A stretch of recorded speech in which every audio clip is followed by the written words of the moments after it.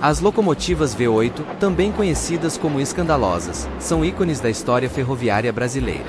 Elas foram fabricadas pela General Electric, GE, entre 1941 e 1945, e chegaram ao Brasil em 1942, durante a Segunda Guerra Mundial.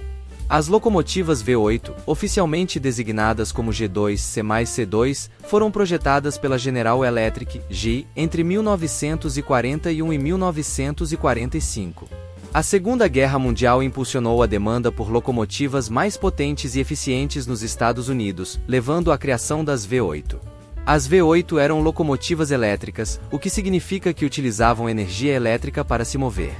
Possuíam 8 motores de tração, cada um com 500 cavalos de potência, totalizando 4.000 cavalos de potência.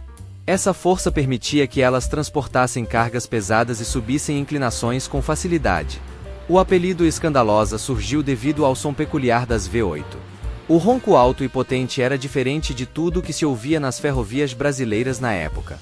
O som era descrito como um estrondo ou um rugido, que se destacava em meio ao silêncio das paisagens rurais.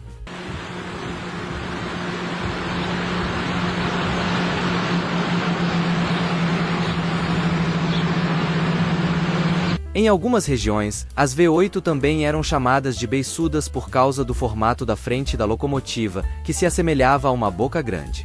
Outros apelidos menos conhecidos incluem Paulistinha e Escandalosa da Paulista, em referência à Companhia Paulista de Estradas de Ferro, que foi uma das principais usuárias das V8. As primeiras V8 foram compradas pela Estrada de Ferro Sorocabana e logo se tornaram populares em outras ferrovias, como a Companhia Paulista de Estradas de Ferro, a Central do Brasil e a Estrada de Ferro Santos Jundiaí. As escandalosas eram usadas para transportar diversos tipos de carga, como minérios, agrícolas e manufaturados, além de trens de passageiros. Eram famosas por sua força e confiabilidade, e por sua capacidade de operar em terrenos montanhosos e climas severos.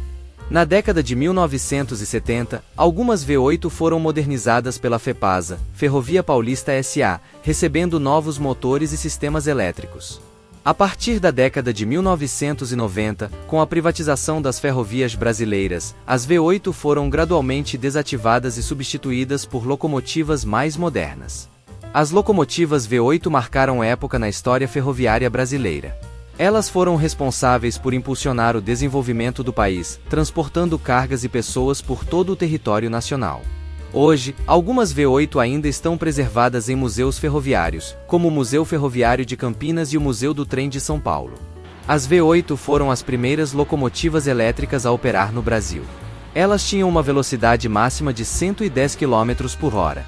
A última V8 em operação regular no Brasil foi desativada em 2001.